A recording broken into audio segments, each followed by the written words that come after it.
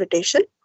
We will be discussing about image interpretation by the visual method.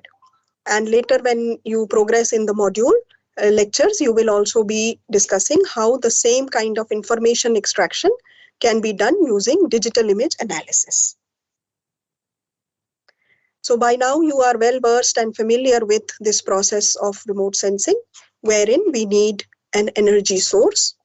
Energy from the source travels, in this case the energy source is the sun, and energy travels, that is electromagnetic radiations travel through the atmosphere. While traveling through the atmosphere, there is interaction between the constituents of the atmosphere and the radiation. Then it reaches the feature of interest, that is the surface of the earth, and interacts with all the features that are there, but whatever it encounters, the radiation encounters, that is built up areas, vegetation, water, barren areas, and so on. After interaction with the features on the surface of the earth, energy or the radiation is reflected or backscattered towards the sensor and gets measured in the form of a digital number, and these digital numbers are integrated to form an image, which is then supplied to users for further analysis. Before we begin interpretation, you must have already discussed it, but I'm stressing on the fact that as users of remotely sensed data or image data products, we must be familiar with the electromagnetic spectrum and its properties, and how these properties are manifested after the interaction of the electromagnetic radiation with the targets that we are dealing with or the features that we are trying to interpret. So basically, as we say, the electromagnetic spectrum ranges from shorter wavelengths, which include X-rays and gamma rays, to longer wavelengths, including microwaves, that is radar wavelengths, and communication wavelengths used for communication, that is radio waves.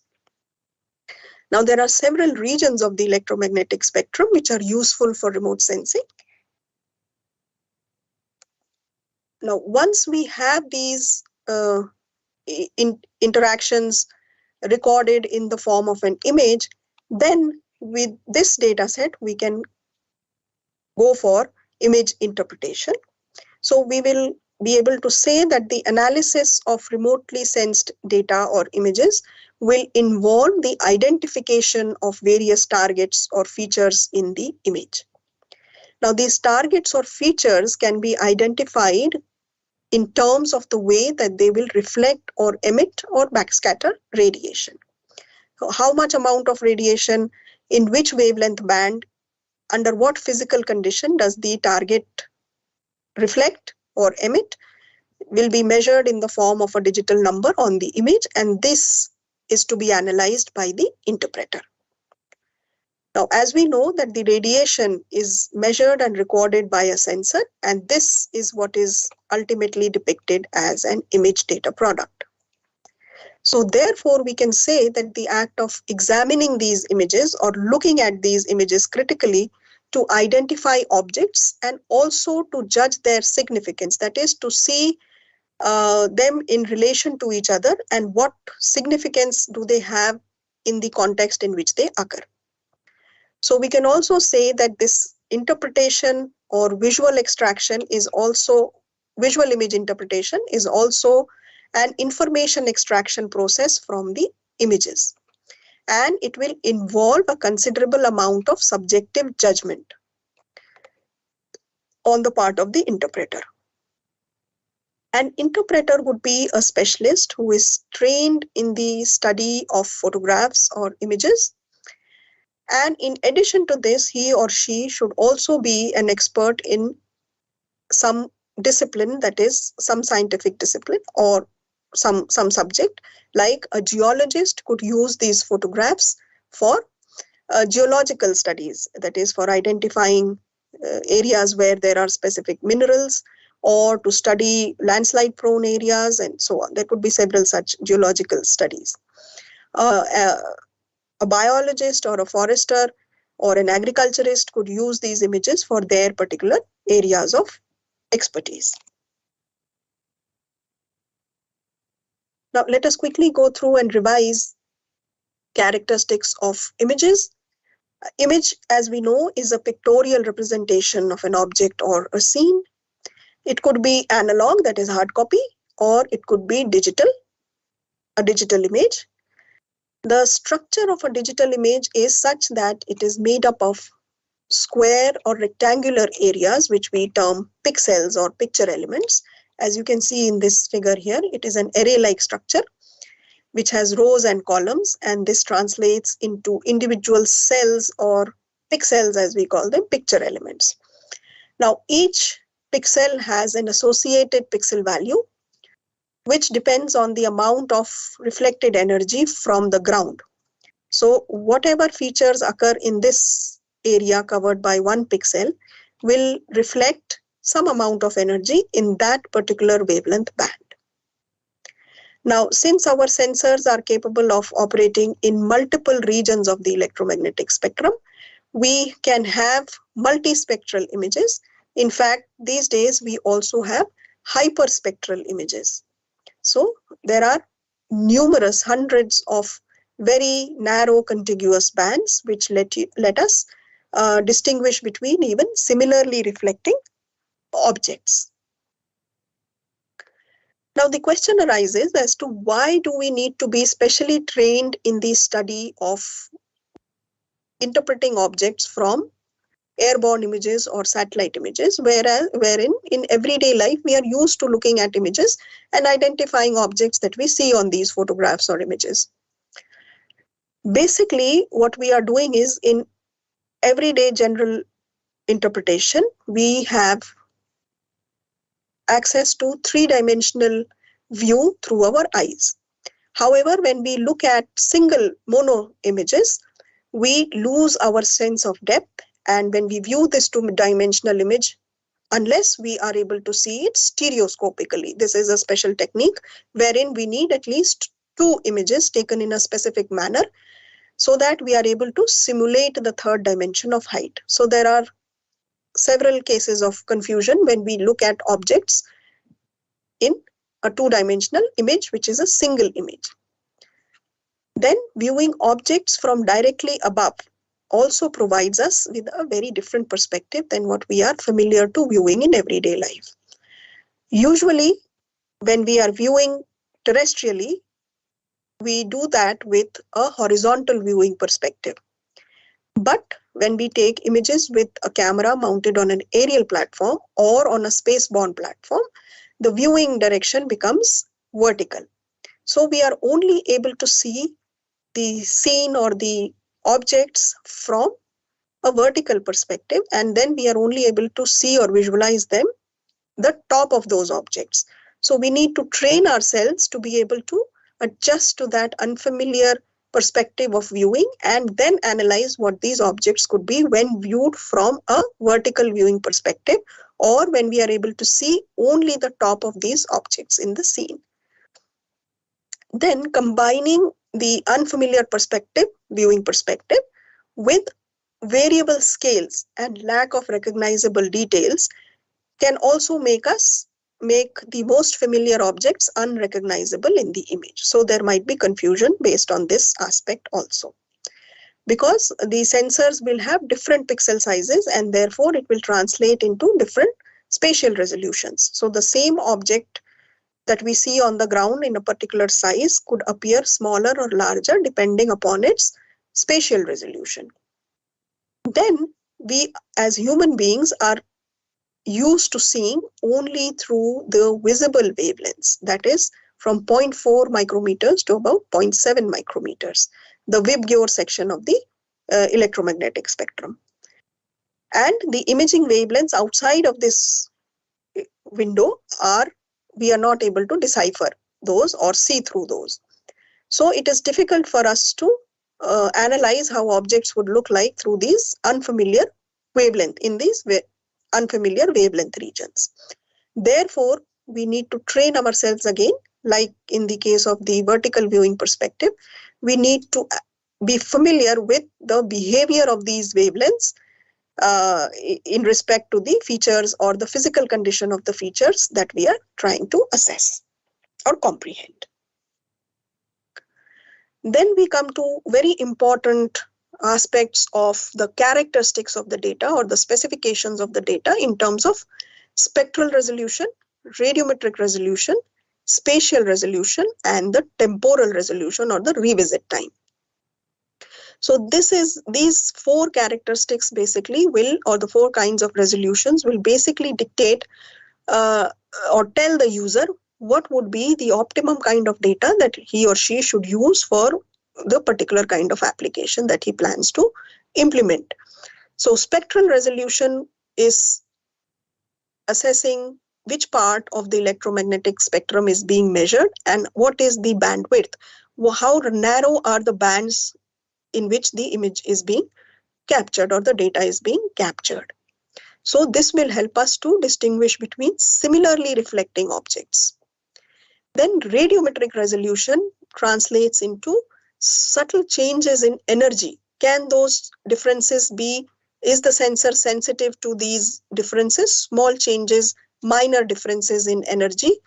Can it measure those as distinct entities or not? Spatial resolution, as has already been discussed, it is the kind amount of detail or the smallest unit area that the sensor sees at one instance of time. This is the simplified way of putting it. So this translates into the amount of detail that we can see. So the finer spatial resolution, that is at say 1 meter, we will be able to see objects in more detail, greater detail, as compared to say a spatial resolution of 10 meters where the details will become limited. Then temporal resolution, as the name itself is suggesting, would be the time gap between two successive image acquisitions over the same area. This characteristic comes in very useful when we are trying to study we do change detection or see what changes have happened in a particular area over a period of time. So how much forest has degraded? Has there been deforestation? Have urban areas encroached into forest areas, or has agriculture area increased, or has agriculture area encroached into forest areas, and so on and so forth. Also, in case of disasters, in the occurrence of a disaster, pre-event images and post-event images can be used to assess the amount of damage and spatial locations of where that damage has happened, and then it can ultimately be used for planning the recovery operations and so on. Now, what is the advantage of using images over ground observations? Because ground observations would be more accurate. We would have pure data for signatures, for classification, etc. through ground observations. However, this kind of technique provides us with a synoptic view. So we are able to see a large area, and we are also able to see objects in relation with each other. So how does does it affect the other object in its vicinity or does it not? What could be the effect of these surroundings that has on the object itself? Images are a permanent record, so we can keep revisiting these. So in terms of change detection, this could be helpful. It also lets us see in different spectral regions. So some characteristic property which possibly the visible region of the spectrum does not let us interpret could be better interpreted, say, in the infrared wavelength region, or maybe the thermal wavelength region, or possibly the microwave region, and therefore it would give us the ability to make better distinctions between different object classes. Varying spatial resolutions also let us see things in different scales, and at times this is a very useful property. Since we are able to see a large amount of area, and this reduces our manual work, so the technique turns out to be cost and time effective. So it's more economical in terms of both the money aspect and the time aspect. Sometimes it is very critical. Suppose if there is a disaster and we don't have time to visually analyze, say, hundreds of images, these kind of, we don't have time to go, and the area may also not be accessible. So image data or remote sensing data comes in very useful at such times. Stereoscopic data or stereoscopic views or processing techniques also give us additional information in terms of heights of objects. So we can generate digital elevation models and use this data for further planning activities. We've already discussed that context can be seen. So we can see objects in relation to each other. So interpretation becomes easy. Now we come to the next section as to how the actual interpretation is done, based on what characteristic. So whenever we start identifying objects, suppose we start identifying human beings or people we know, identity is established by some signature or some entity which is a characteristic feature, and this forms the key to enable that object to be identified. Now these signatures can be based on spatial, spectral, temporal and polarization variations, which will facilitate the discrimination of features on remotely sensed data. So it is something like when you go to the bank, you are asked to put your signature, and that signature is compared to the archived or sample signature that you have already provided.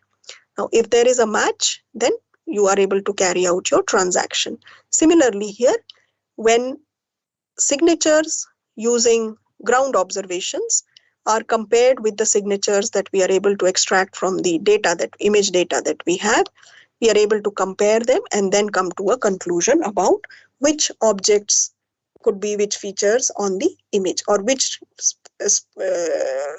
pixel values correspond to which features on the ground. Now, this is done through spectral reflectance curves, which is a graph of the spectral reflectance of objects plotted as a function of the wavelength. So in this graph, if you see, on one axis you have the wavelength regions, and on the other axis we have the amount of reflectance in percentage. So if we look at individual features, let us take the first feature, water, which is clear water. Now the physical condition of the object here becomes very important, because the spectral signature and the spectral signature reflectance curve will change as soon as the physical condition of the object changes. So if it is clear water with no pollution or no suspended material, then the spectral signature is such that very little, say about some 5% of the energy is reflected in the visible portion, and as soon as it reaches the near infrared region, all the energy is absorbed. All the water feature, all is absorbed by the infrared region, in the infrared region. So if we look at the image, the water features will appear dark in the infrared band, and in the visible portions there will be very little amount of reflectance. Now, whereas if we compare this with vegetation, now the physical condition here says green, so it has to be healthy green vegetation. So here if we see, in contrast to water, the infrared region gives us high amount of reflectance. So this green vegetation will give us a bright feature, will be seen as a bright feature in the on the image. Also here we see there are some absorption dips at specific locations.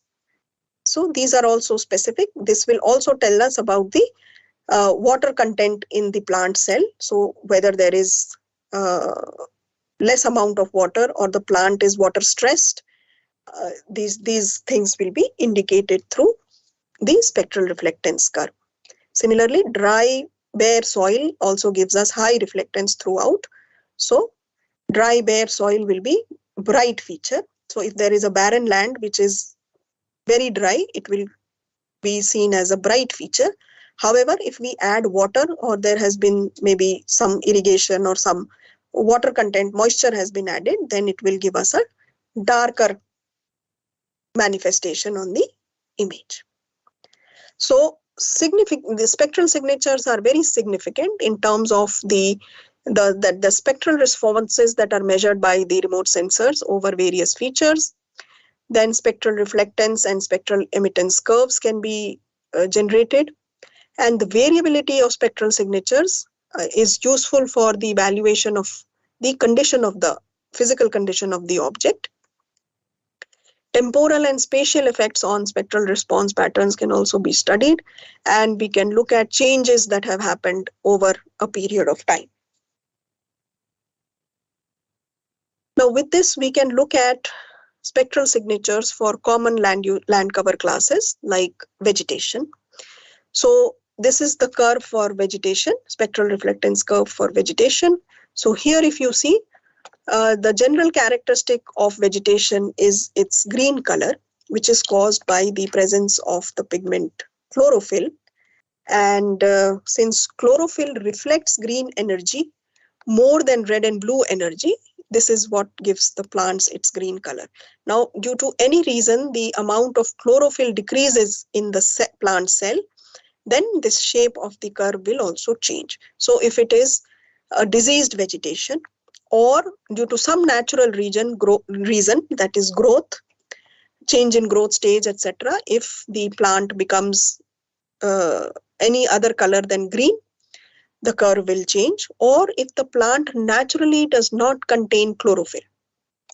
So the presence of chlorophyll is what is of importance here for high reflectance in the infrared region. Then other major physical features that the reflectance depends upon is the thickness of the leaf.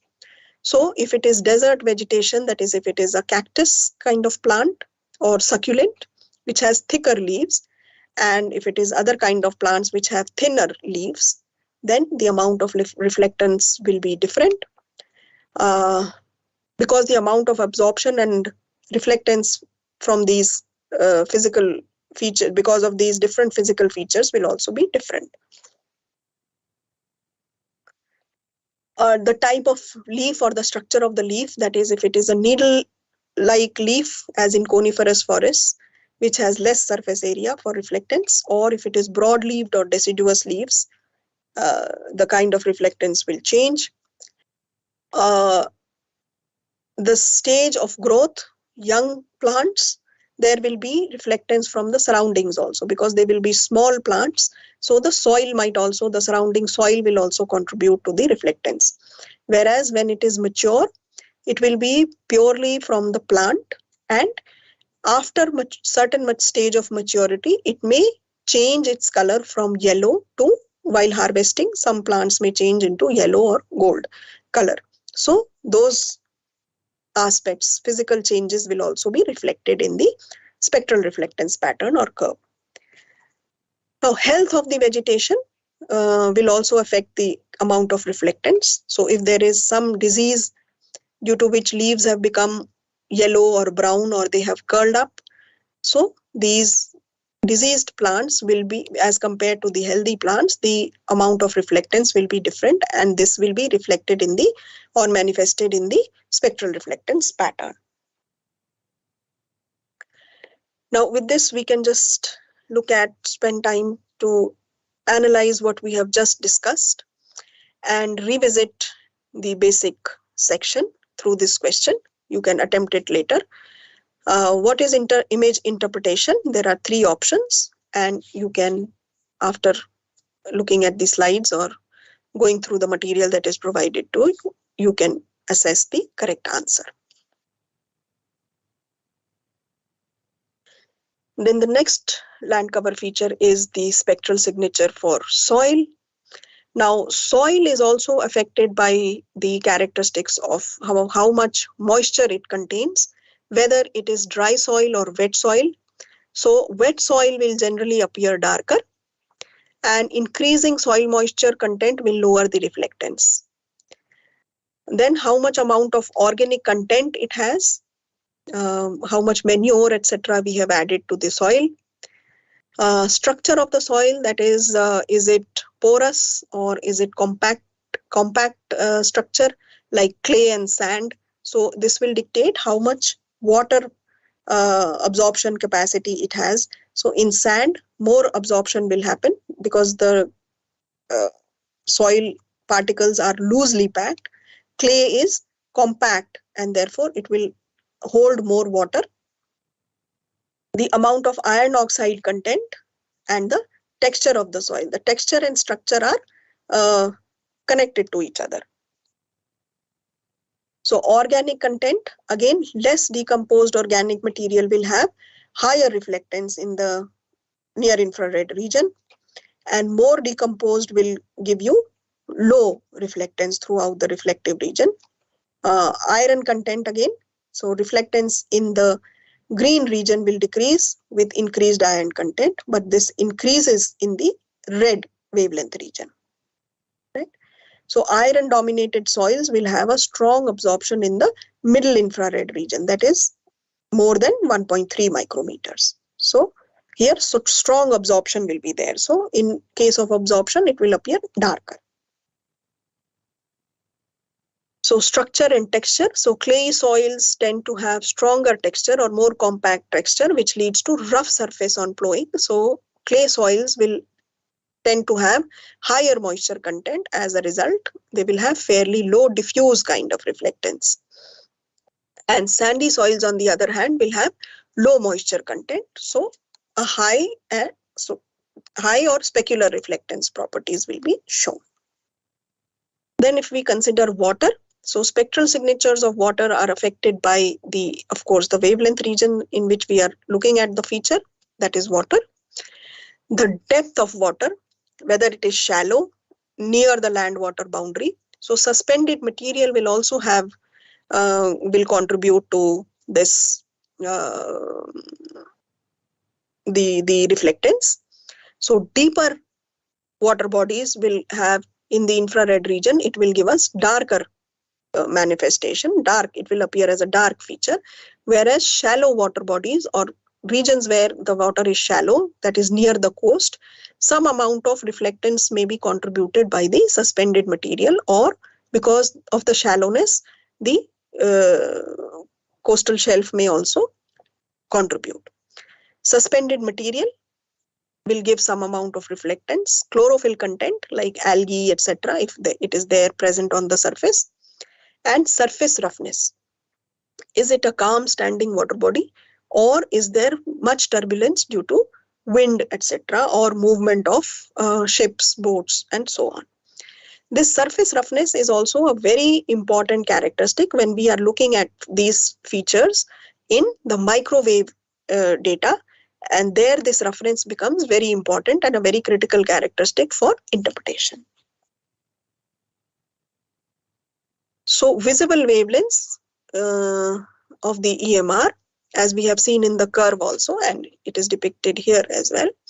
Visible wavelengths, there is very little light absorbed. So small amount, usually below 5%, is reflected and the rest of it is transmitted. Water absorbs strongly in the near infrared and middle infrared region, and therefore this results in a dark manifestation on the image, and a sharp contrast between what land water boundaries can be observed. Now, if we talk about snow, then this is affected by, say, grain size and therefore the age. So reflectance falls at or becomes low at wavelengths as the grain size increases. The thickness of the snowpack, so reflectance of the snow decreases as it ages. Amount of liquid water content. So if there is even slightly melting snow, which has some amount of water content, this reduces reflectance. Now, if you analyze, the snow feature gives us high amount of reflectance. So features which are snow features or glaciers appear as extremely white, bright features on the image. However, because water reduces the reflectance, that is, it contributes more to absorption. There is more absorption because of water in the infrared region. So melting snow will be affected by this water content, and there will be reduced reflectance. If there are some contaminants or pollutants present, these also tend to reduce snow reflection in the visible region. So with this curve, you can analyze which features to observe and how distinctive the curves are for each feature. So for clear water and turbid water, for wet soil and dry soil, and for snow and clouds. Now they are both very bright features on the image because they reflect highly, but there are certain ranges of the electromagnetic spectrum that we can use, and we can look at the spectral reflectance curve to help us make a separation criteria for these two similarly reflecting features or objects which appear similar on the image. Similarly, vegetation, but different kinds of vegetation, say coniferous vegetation and deciduous vegetation.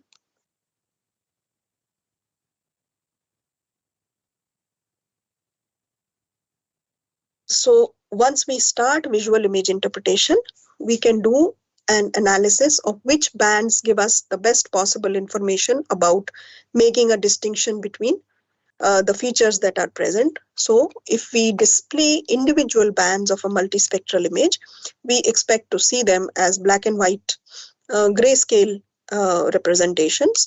And here if you see the amount of contrast in these images, if you see here with the infrared band, so water and the other features become more distinguishable because of good contrast between these, whereas the boundaries here are not so well visible. So we can choose optimum bands or best bands for the interpretation activity. Similarly, multispectral images can be displayed as either a true color composite or a false color composite. So a true color composite, as you know, will depict the features in the natural, in the way that the feature naturally occurs on the terrain. So water features will appear in shades of blue depending upon their depth. So if here it appears that there is a shallow area, and as we go in, it becomes deeper in the reservoir. Also near the land water boundary, again we can observe some shallowness. Dry river areas appear to be very bright features, and green is all vegetation, different shades of green. Now the same area is depicted as a false color composite, that is to accommodate the limitation of the display system, because the display system has only 3 color guns and we may have more than 3 bands to display. So we need to choose the 3 best bands for display purposes. Please note, it is only for displaying, the limitation is only for physical display. However, algorithms and other aspects, digital aspects, can be run on all the number of bands, as many bands as we have. So this is a standard false color composite. And here we see vegetation in shades of red, sand and built up areas in cyan tone. So you will see that cyan occurs in the sandy, dry sand area, riverbed, and also wherever there is built up area. Vegetation is seen in different shades of red. Similarly here, so the band combination is again IR, R and G. So here again we see dry riverbed with water channels and a reservoir here, one more reservoir here. Shadow areas also appear to be similar, giving us similar reflectance to water. Bare mountain area, bare slopes, forested areas on the slopes, then dry riverbed, agriculture area with both cropped fields and fallow areas. And here you can also see with the pattern that there is an orchard. this, however, because it is vegetation, so the reflectance is similar. Now, methods for image interpretation, as we said earlier also, that they could be visual. So we could adopt a totally visual manual approach, that is, interpret it on a hard copy photograph or image and manually interpret it. Or we can use a hybrid approach wherein we display a digital image on screen and do the interpretation visually and manually digitize those features, groups of pixels. The second method could be totally digital, that is, we need digital images and we process those images using some algorithms or programs. So here for this discussion, we are going to focus only on visual image interpretation and how we are going to do that. So the interpretation can be qualitative and quantitative. So we can make qualitative assessments of whether the feature reflects more, it reflects less, absorbs more, and so on. So it is a bright feature, a dark feature, a gray feature. The shape of the object is such, the texture is so and so, and so on. Alternatively, we can also have quantitative measurements like areas, lengths, heights, depths, and so on.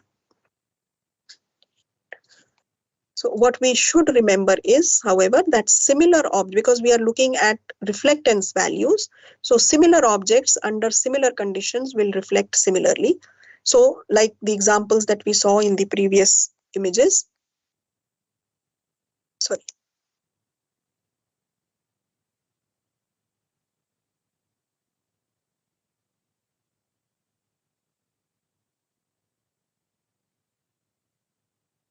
In the previous images, so there we saw that the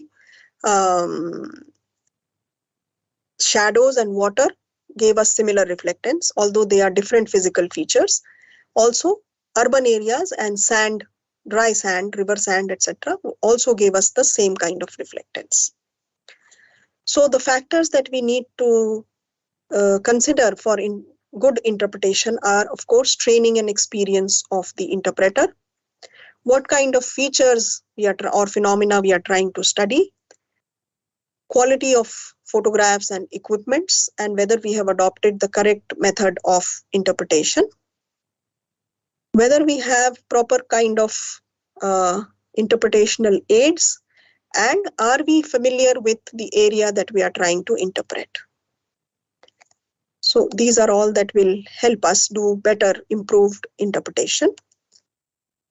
Then we can summarize the activities of visual image interpretation under the following categories, that is detection, recognition, detection, deduction, recognition, classification, convergence of evidence, putting everything together, putting all the clues together, and then analysis and idealization. Now, the data selection category criteria will depend upon the applications. What is the application that we wish to use this data?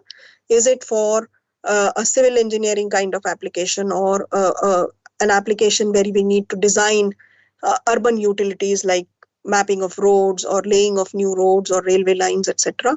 Or is it a study that we need to do at a very high resolution with more detail? Is it something to do with mapping similarly reflecting features like two species of trees? So there we need to look for data which will distinguish between these two kind of data sets, these two kind of features, because they are both vegetation. So we will have to look at higher spectral resolution data and so on. If it is change detection that we need to do, then we will have to look for at least two time data, the pre-event data and a post-event data. So temporal variations will be preferable.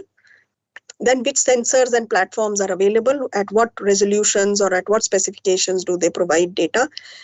Will it be necessary to use airborne data, or should I use spaceborne data, or should I use terrestrial data, or do I need to integrate the data together, and so on? Then, is the time of acquisition important? Do I need daytime images, or do I need nighttime images, or do I need both images? So for studies like studying fire incidents, say forest fires or coal fires and so on, So this kind of criteria may be important. So here is another question for you to reflect upon. A spectral reflectance curve is what? Is it a graph of number of pixels?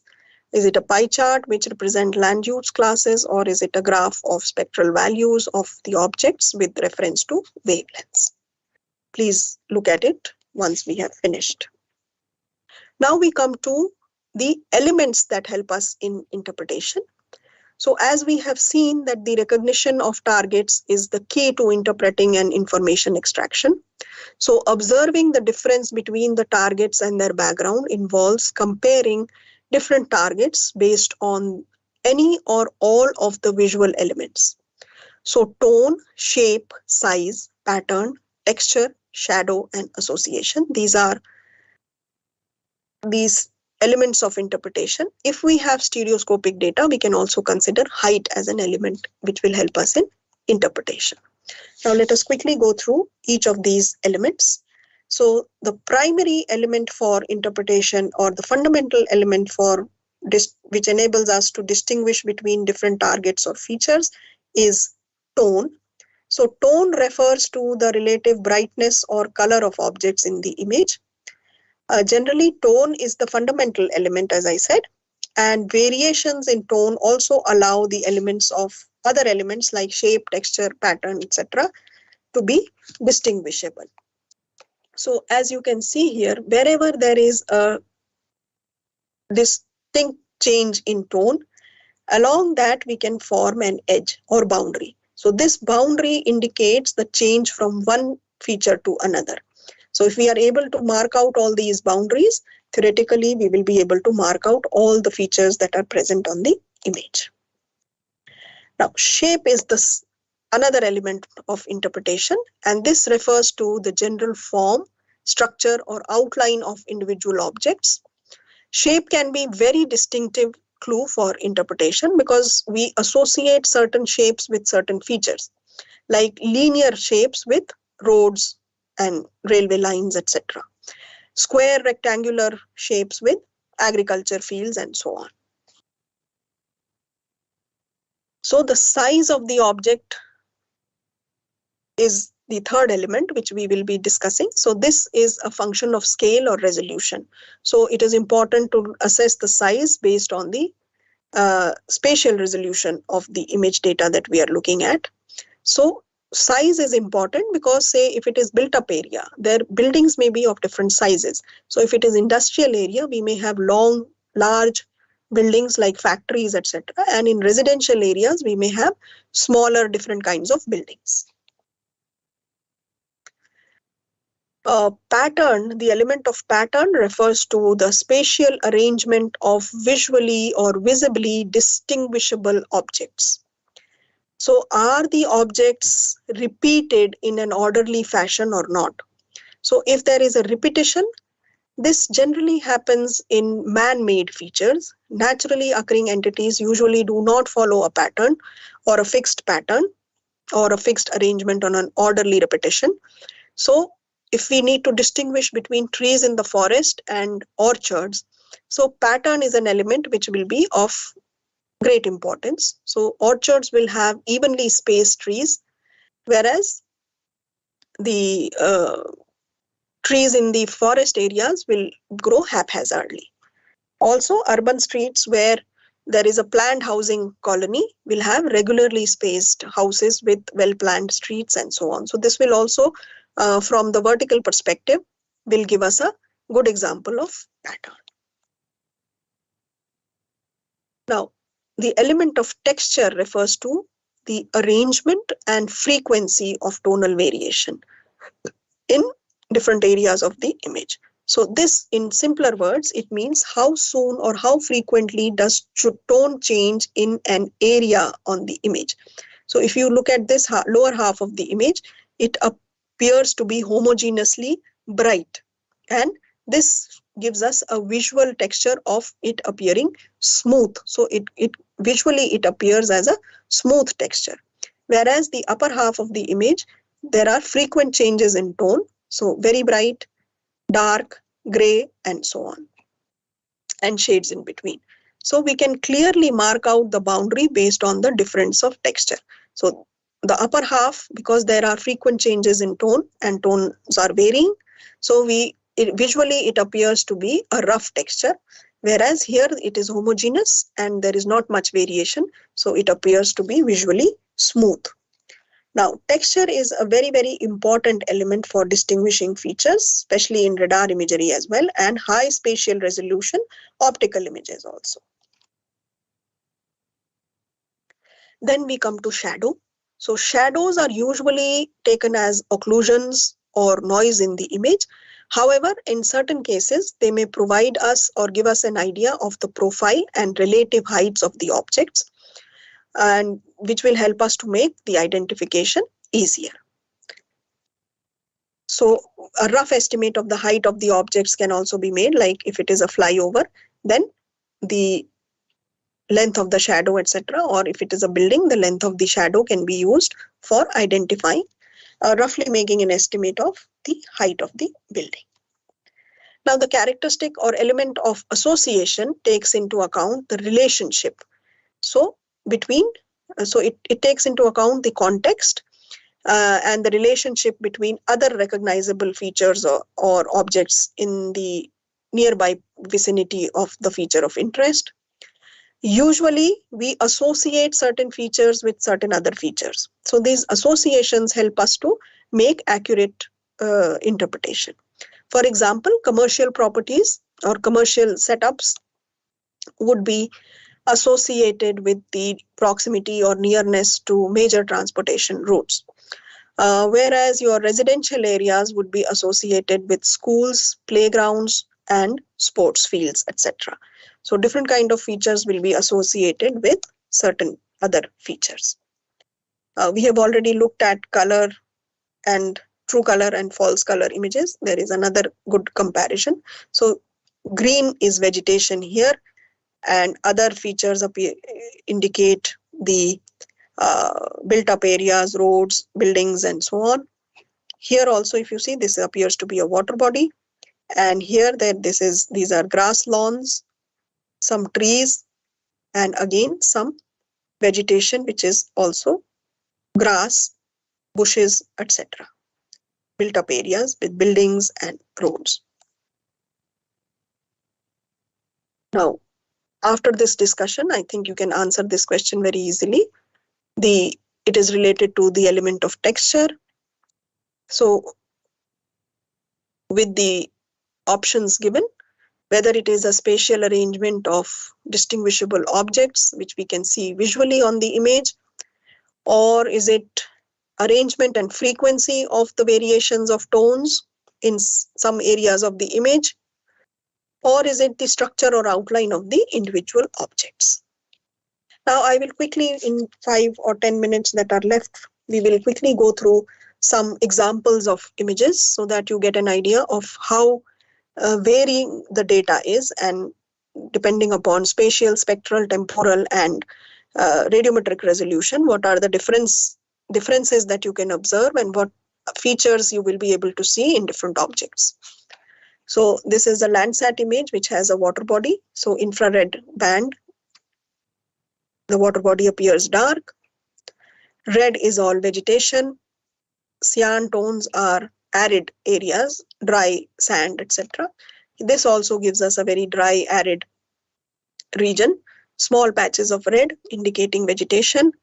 The stream or river, some part of the channel has water, other parts of the channel have become dry.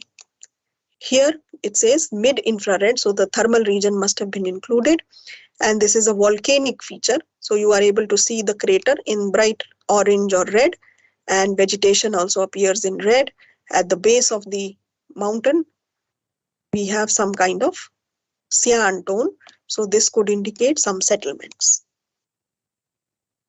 These circular features are sprinkler irrigation systems, and these are particular to dry, arid, desert type of climates. So here there is a lot of sand. The different circular features are agriculture fields with different stages of crops. Some are lying fallow, some are half cultivated, and the other half of the field is fallow with different amounts of moisture. Some are dry, fallow and dry. Some are fallow but with moisture, and so on. So some are totally fallow. And this area, which is bright cyan tone, is sand. Similarly, here we can see in the second image, we can see suspended material and the beach area where there is sand, vegetation, etc. Inland water bodies. This is a delta. So the spatial resolution is also varying. It is IRS 1C, WIFS data, coarse data, medium resolution data. Large amount of silt deposited because it is delta region. Here, mountainous rocky terrain with very sparse vegetation. Urban areas, again, so here you see this very specific feature, linear feature.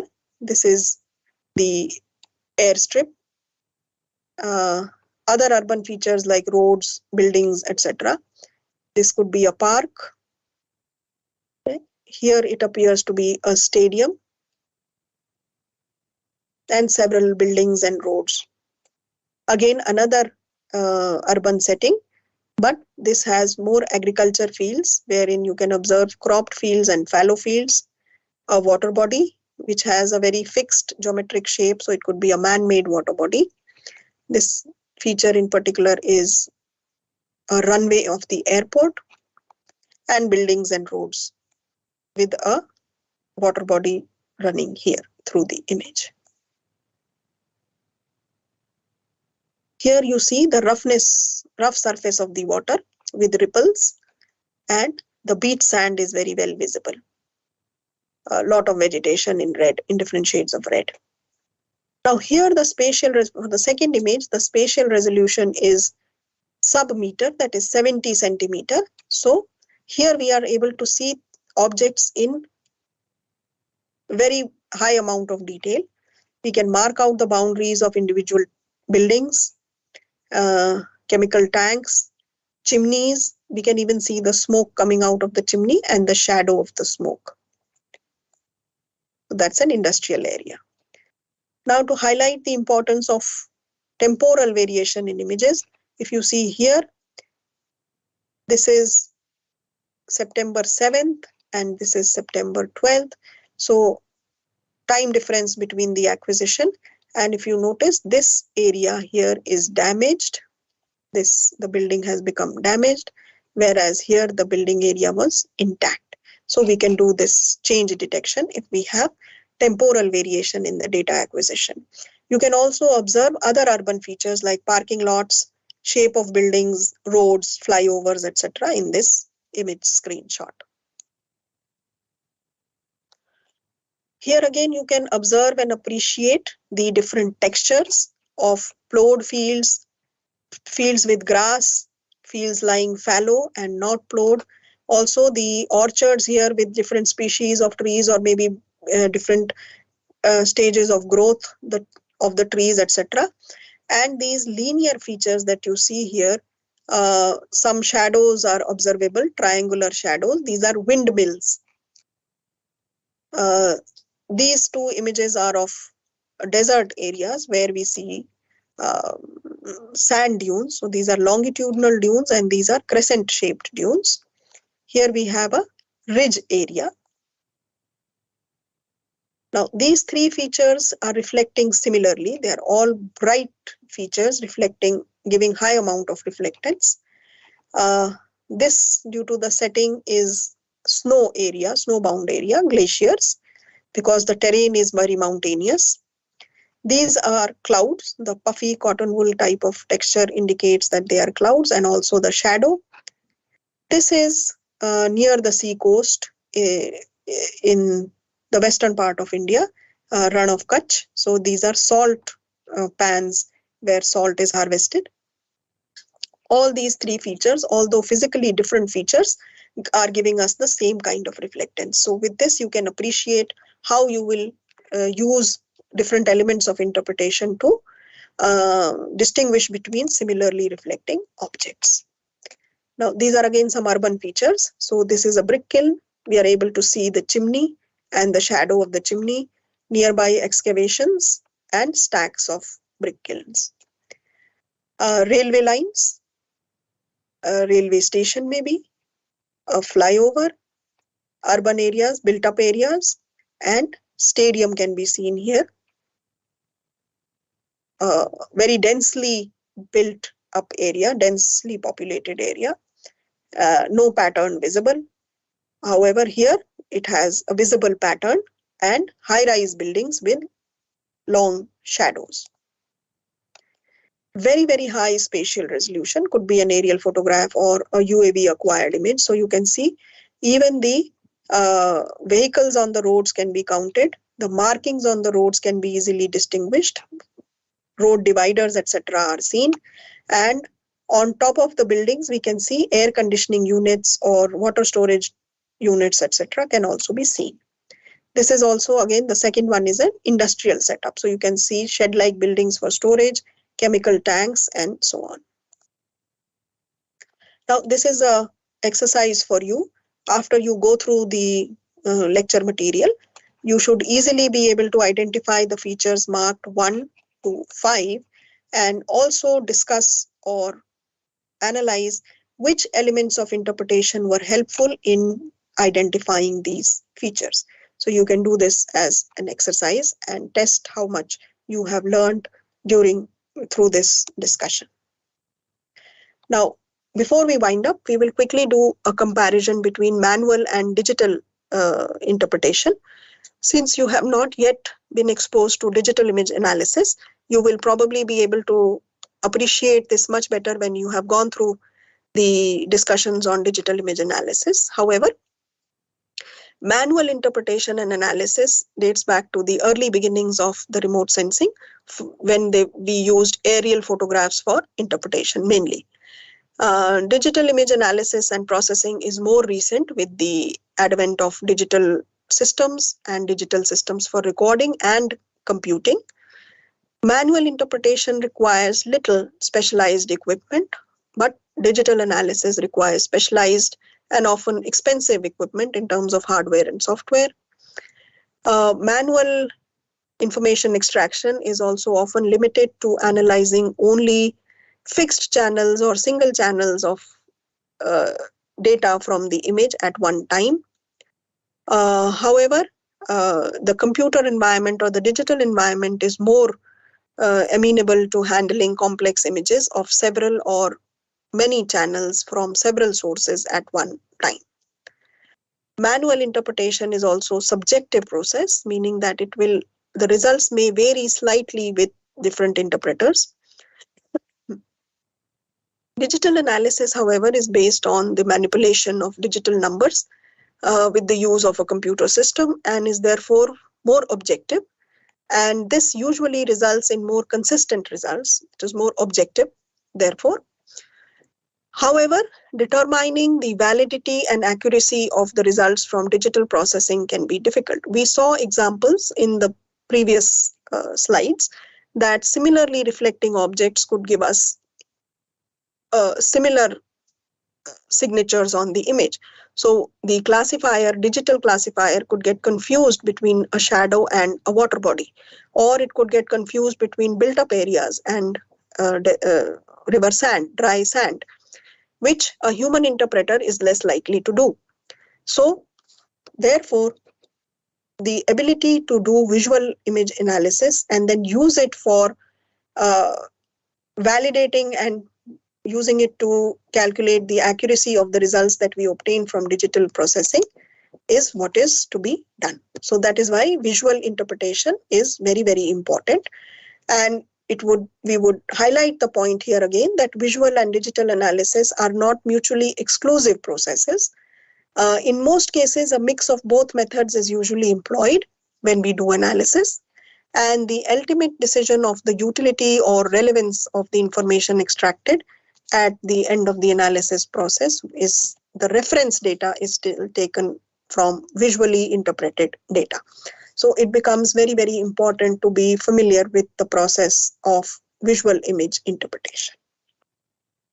So thank you very much. With this, we come to the end of the lecture.